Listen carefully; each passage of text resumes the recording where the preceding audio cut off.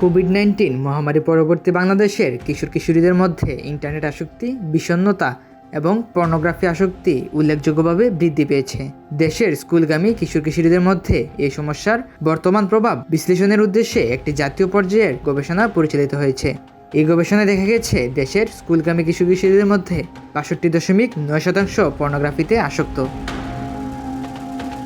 চীনের Nanjing university school of the এনভায়রনমেন্টের PhD শিক্ষার্থী মোহাম্মদ আবু বকর সিদ্দিকের তত্ত্বাবধানে বিখ্যাত উইলি পাবলিশারের ইন্টারন্যাশনাল জার্নাল হেলথ সায়েন্স রিপোর্টের আগস্ট সংখ্যায় এই গবেষণাপত্রটি প্রকাশিত হয়েছে। এই গবেষণায় মোট ৮,৮৩২ কিশোর-কিশোরী অংশগ্রহণ করে।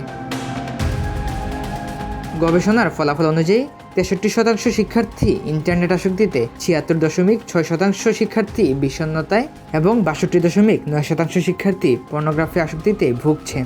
বিষণ্ণতা এবং উদ্বেগজনিত লক্ষণগুলো ইন্টারনেট আসক্তির সঙ্গে উল্লেখযোগ্যভাবে সম্পর্কিত। গবেষণার বিষয়ে মোহাম্মদ আবু বকর সিদ্দিকী বলেন, গবেষণায় প্রাপ্ত তথ্য অনুযায়ী মেয়ে শিক্ষার্থীরা ছেলে শিক্ষার্থীর তুলনায় বেশি বিষণ্ণতায় ভুগছেন।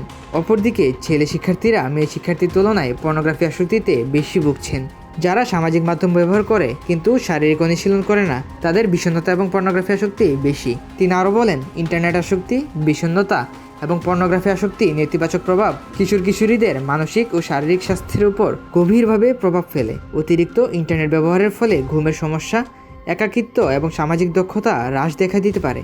বিষণ্ণতা কিশোর-কিশোরীদের জীবনের প্রতি আগ্রহ কমিয়ে দেয় এবং আত্মহত্যার ঝুঁকি বাড়ায়। পর্নোগ্রাফি আসক্তি কিশোর-কিশোরীদের যৌন আচরণ ও সম্পর্কের প্রতি নেতিবাচক দৃষ্টিভঙ্গি সৃষ্টি করতে পারে, যা তাদের মানসিক ও সামাজিক বিকাশে বাধা সৃষ্টি করে।